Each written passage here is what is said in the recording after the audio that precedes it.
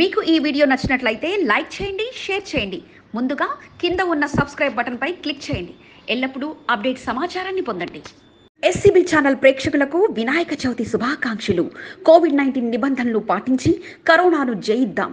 Cantonment వార్డులోని colony association ఆధ్వర్యంలో ఏర్పాటు చేసిన వినాయక నవరాత్రుల పూజలను మాకు నిమిషం నిడివిగల వీడియో 2 ఫోటోలు పంపిస్తే మీ వినాయకుడి పూజలను మీ ఎస్సీబీ ఛానల్లో ప్రసారం చేస్తాం. మీ కాలనీ ఇండ్లలో ప్రత్యేకంగా విభిన్న గణపతులు ఏర్పాట్లు చేసినట్లయితే ఎస్సీబీ ఛానల్ 9490981000కు ఫోటోలు, వీడియోలు పంపించండి. ప్రతిరోజు రాత్రి 8:30 ప్రసారమయ్యే కంటోన్మెంట్ వార్తా విశేషాలలో మీ వార్తను ప్రసారం చేస్తాం. గణపతి నవరాత్రోత్సవాలు ఘనంగా జరుగుతున్నాయి. రాష్ట్రంలో అత్యంత ప్రసిద్ధిగాంచిన సికింద్రాబాద్ శ్రీ గణపతి దేవస్థానంలో వినాయక చవితి వేడుకలు వైభవంగా సాగుతున్నాయి. గణపతి నవరాత్రి ఉత్సవాలను పురస్కరించుకొని ఆలయాన్ని సర్వాంగ సుందరంగా ముస్తాబు చేశారు.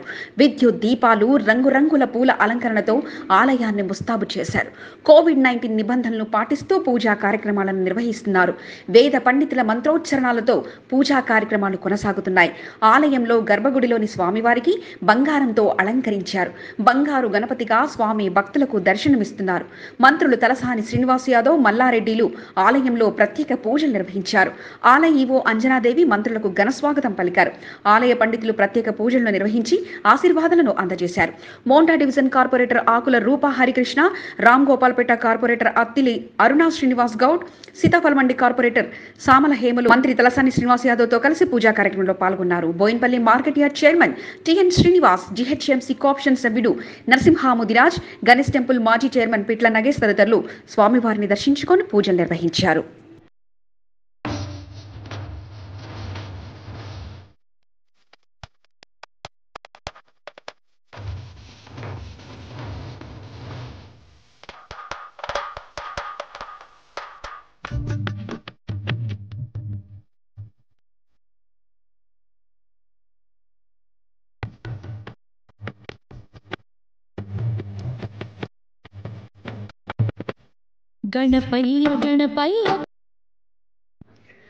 సికింద్రాబాద్ కంటోన్మెంట్ ప్రజలకు వినాయక చవితి శుభాకాంక్షలు. త్వరలోనే కరోనా మహమ్మారి తొలగిపోవాలని దేవుణ్ణి ప్రార్థిస్తూ రాష్ట్ర ప్రజలు సుఖ సంతోషాలతో ఉండాలని కోరుకుంటూ పిట్ల నగేష్, సికింద్రాబాద్ గణేష్ టెంపుల్ మాజీ చైర్మన్. కరోనా మహమ్మారి వినాయక మండప నిర్వాహకులను తీవ్ర నిరాశకు గురిచేసింది. రాష్ట్రంలో కరోనా కేసులు పెరుగుతుండటంతో ఈ సంవత్సరం వినాయకులను మండపాల్లో ఏర్పాటు చేయవద్దని పోలీసులు సూచించారు. ఎవరి ఇంటి వద్దే వారు వినాయకులను ఏర్పాటు చేసుకుని పూజలు నిర్వహించాల్సిందిగా సూచించడంతో చాలా మంది ఈ సంవత్సరం వినాయక మంటపాలను ఏర్పాటు చేయలేదు. గత సంవత్సరం గుర్తులను నెమరు వేసుకుంటూ సెల్ ఫోన్లో గత సంవత్సర వినాయక పూజలను చూసుకుంటున్నారు. 4వ వార్డు గాంధీ కాలనీలో సిద్ధి వినాయక ఫ్రెండ్స్ అసోసియేషన్ సభ్యులు ఈ సంవత్సరం వినాయకుడి మండపం ఏర్పాటు చేయకపోవటం బాధగా ఉందని, కరోనా ఉన్నందున పండుగకు దూరంగా ఉండాల్సి వచ్చిందని బాధను వ్యక్తం చేశారు. కంటోన్మెంట్ వ్యాప్తంగా నాయకులు, ప్రజలు వారి పాత జ్ఞాపకాలను గుర్తు చేసుకుంటూ గత సంవత్సరం వినాయకులతో ఉన్న ఫోటోలను షేర్ చేసుకుంటున్నారు. కంటోన్మెంట్ వ్యాప్తంగా ఈ సంవత్సరం వినాయక చవితి వేడుకలను ఎవరి ఇండ్ల వద్ద వారే నిర్వహించుకుంటున్నారు. కాలనీ అసోసియేషన్స్ వారి కార్యాలయాల వద్ద చిన్న గణపతులను ఏర్పాటు చేసుకుని పూజలను నిర్వహిస్తున్నారు. ఇళ్లలో మట్టి వినాయకులను నెలకొల్పి కుటుంబ సమేతంగా పూజలు నిర్వహిస్తున్నారు. కారణంగా మేము వినాయకుని పెట్టలేకపోయినాం. శ్రీ సిద్ధి వినాయక ఫ్రెండ్స్ అసోసియేషన్ తరఫున కోవిడ్ వల్ల మేము ఈసారి స్టాప్ చేయడం జరిగింది. నెక్స్ట్ ఇయర్ లాస్ట్ ఇయర్ కన్నా ఘనంగా చేద్దామన్నట్టు మేము మా ఫ్రెండ్స్ అందరం కలిసి డిసైడ్ అయ్యి ఉన్నాం. ఈసారి అందరు కోవిడ్ వల్ల అందరూ బయటపడాలని అనుకుంటున్నాం. కంటోన్మెంట్ బోర్డు 3వ వార్డ్ కార్ఖానాలోని గణేష్ టెంపుల్లోని వినాయక చవితి పర్వదినాన్ని పురస్కరించుకుని బోర్డు మాజీ ఉపాధ్యక్షుడు జంపన ప్రతాప్ ముఖ్య అతిథిగా హాజరై పూజలు చేశారు. కరోనా వ్యాధి పారద్రోలాలని, ప్రజలను చల్లగా చూడాలని గణేశుని ప్రార్థించినట్లు జంపన చెప్పారు. ఆలయంలో నవరాత్రులను పురస్కరించుకుని ఏర్పాటు చేసిన గణేశుని విగ్రహం వద్ద సామాజిక దూరం పాటించాలని, ప్రశాంతంగా భక్తి శ్రద్ధలతో పూజలు జరుపుకోవాలని జంపన్న సూచించారు. ఈ కార్యక్రమంలో మురళి, నారాయణ్, విజేందర్, శంకర్, కిషోర్ తదితరులు పాల్గొన్నారు.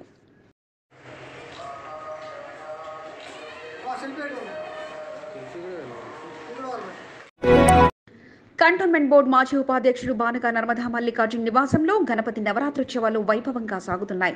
వినాయక చతుర్థి పురస్కరించుకొని 6వ వార్డులోని భావనా కాలనీ, గణేష్ దేవాలయాల్లో ప్రత్యేక పూజా కార్యక్రమాలు నిర్వహించారు. కరోనాని దృష్టిలో పెట్టుకుని భక్తులు తగు జాగ్రత్తలు తీసుకుంటూ పూజా కార్యక్రమం నిర్వహించాలని సూచించారు.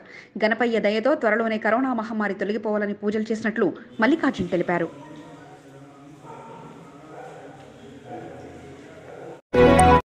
కంటోన్మెంట్ 3వ వార్డులో టీఆర్ఎస్ నేత వెంకటేశ్వర పెరుమాళ్ దేవస్థానం మాజీ బోర్డు సభ్యుడు నరేష్ నివాసంలో వినాయక చవితి వేడుకలు ఘనంగా నిర్వహిస్తున్నారు. కుటుంబ సమేతంగా పూజా కార్యక్రమాలు నిర్వహించారు. టీఆర్ఎస్ పార్టీ మహిళా నాయకురాలు నాగినేని సరిత నివాసంలో వినాయక చవితి వేడుకలు వైభవంగా సాగుతున్నాయి. మట్టి వినాయకుని నెలకొల్పారు. గణనాథునికి విశేష అలంకరణ చేసి పూజా కార్యక్రమాలను నిర్వహించారు. కంటోన్మెంట్ 6వ వార్డు బోర్డు సభ్యుడు పాండు యాదవ్ నివాసంలో గణేష్ నవరాత్రి ఉత్సవాలు ఘనంగా జరుగుతున్నాయి. పాండు యాదవ్ విద్యావతి దంపతులు ప్రత్యేక పూజా కార్యక్రమాలను నిర్వహించారు. అనంతరం సీతారామపురంలో క్లే గణేష్ పంపిణీ కార్యక్రమాన్ని నిర్వహించారు. కాలనీవాసులకు పెద్ద సంఖ్యలో మట్టి గణపతి అందజేశారు. ఈ సందర్భంగా వారు మాట్లాడుతూ మట్టి గణపతిని పూజించి పర్యావరణాన్ని పరిరక్షించాలని పిలుపునిచ్చారు. పికెట్ రామ్నగర్లోని మహంకాళి అమ్మవారి దేవాలయంలో మట్టి వినాయకుడిని ఏర్పాటు చేశారు. గణపయ్యకు విశేష పూజలను నిర్వహించారు. ఆలయ కమిటీ సభ్యులు కళావతి, సుజాత, శ్రీలత తదితరులు పూజా కార్యక్రమంలో పాల్గొన్నారు.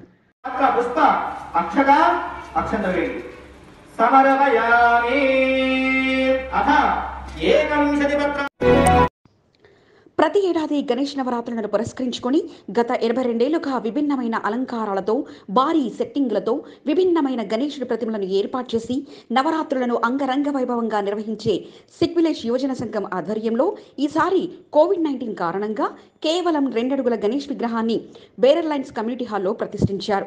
రేపు 10 మందితో కలిసి ట్యాంక్ బండ్లో నిమజ్జనం చేస్తున్నారు. వినాయక చవితి పురస్కరించుకొని మండపంలో సంఘం సభ్యులు పూజలో పాల్గొన్నారు. ఈ కార్యక్రమంలో మహేందర్, విద్యాసాగర్, ప్రవీణ్, యశ్వంత్, గిరి కుశాల్ పాల్గొన్నారు. కోవిడ్ కారణంగా ఒక్కరోజు మాత్రమే గణేశుని ప్రతిష్ఠిస్తున్నామని మహేందర్ చెప్పారు. కంటోన్మెంట్ బోర్డు ఉపాధ్యక్షుడు రామకృష్ణ తన నివాసంలో పలు రంగాల్లో పనిచేస్తున్న జర్నలిస్టులతో సమావేశం నిర్వహించారు. జర్నలిస్టుల సంక్షేమంపై చర్చించారు. ఈ సందర్భంగా కరోనా విపత్కర పరిస్థితిలో జర్నలిస్టులు ఎదుర్కొంటున్న సమస్యలపై చర్చించారు. ఎన్నో సంవత్సరాలుగా జర్నలిస్టుగా పనిచేస్తా వారికి ప్రభుత్వం నుండి ఎటువంటి లబ్ధి చేకూరటం లేదని, డబుల్ బెడ్రూమ్ ఇండ్ల కొరకు ఎదురు చూస్తున్నట్లు రామకృష్ణతో పలువురు జర్నలిస్టులు చర్చించారు.